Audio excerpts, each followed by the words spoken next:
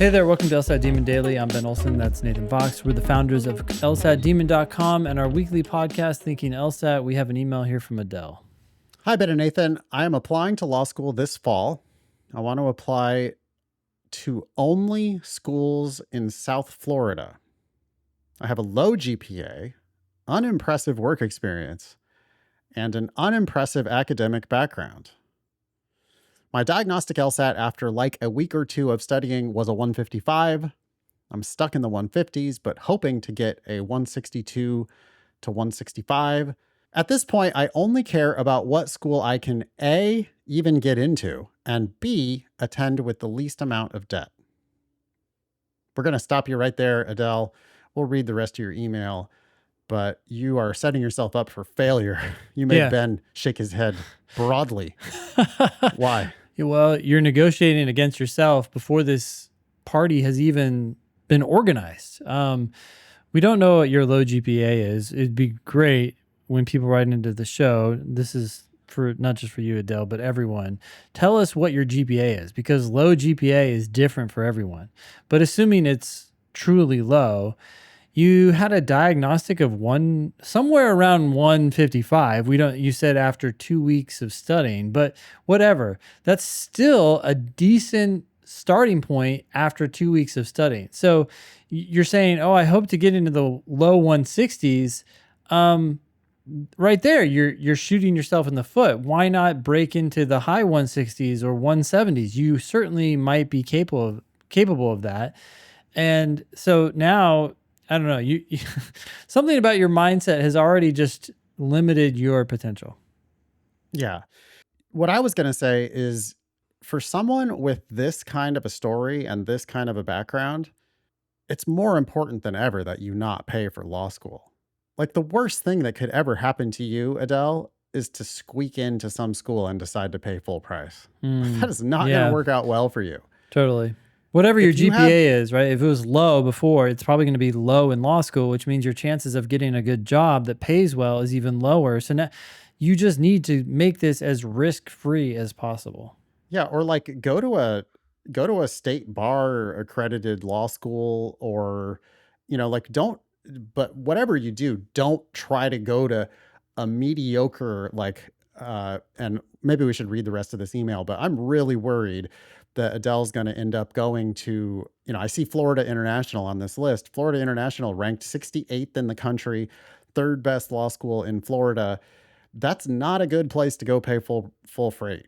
Mm-hmm. It's not going to work out the way you think it's going to work out. And you should definitely instead go to, I don't know, St. Thomas, Berry, Florida A&M, Nova, Southeastern, whatever, just like any other school that's willing to give you a full ride.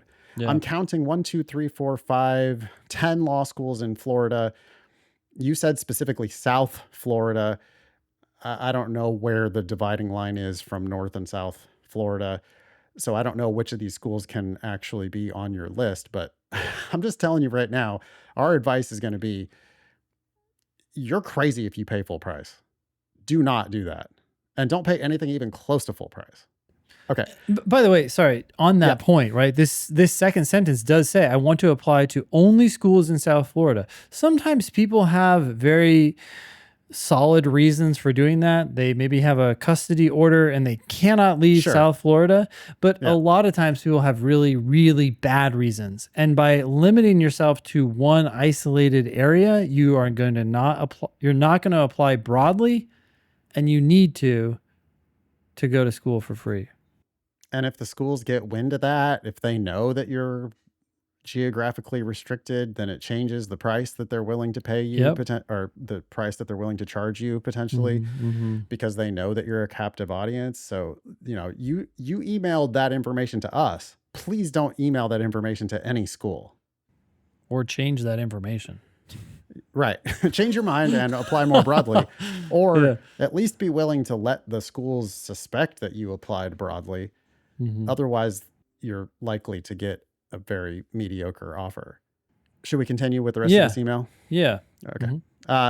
My top 2 choices of schools are St. Thomas in Miami and Florida International, also in Miami. I've done thorough reviews of ABA reports and stats. I'm pretty confident I could get a full ride, unconditional scholarship at St. Thomas. However, they have a predatory reputation, are very low ranked, and the median GPAs and LSATs are very low. Would it be worth it to attend if I'm going there for free? Florida International is ranked number 68, has the highest bar passage rate in Florida, and much better employment outcomes. I'm not sure if I'd easily get in, and I'd definitely not get a scholarship. Is a lower ranked school worth going to if it's for free? Thanks, Adele. Okay, well, it's short answer is it certainly can be, but again, you need to change your mindset. Improve your LSAT score and make Florida International something that you can go to for free. Florida International has a median LSAT of just 160, 75th percentile, 75th percentile LSAT of 161. 50th percentile GPA 3.72. I'm going to assume that Adele has a lower GPA than that. So you're going to be a splitter at this school. Their 25th percentile GPA is really low, though. It's 3.39. So this is a school that is definitely taking splitters, right? They've got a huge drop off from their median to their 25th percentile. Yeah. So your GPA is not going to hold you back very much at a school like that. The scholarship game. Hey, I put in the estimator, I put in a 169. Yep. 3.0 GPA. I have no idea how that relates, but that gets you at least a potential stipend based on last year's numbers. Well, yeah, 8% of the school is getting more than full tuition. 10% is getting full tuition. Another 13% are getting half to full tuition. The tuition is not super high to begin with. I'm not sure the 509 report is reporting it per credit, but I think it's maybe like, I'm just guesstimating here, but I think it's something like $20,000 to $30,000 a year for this school.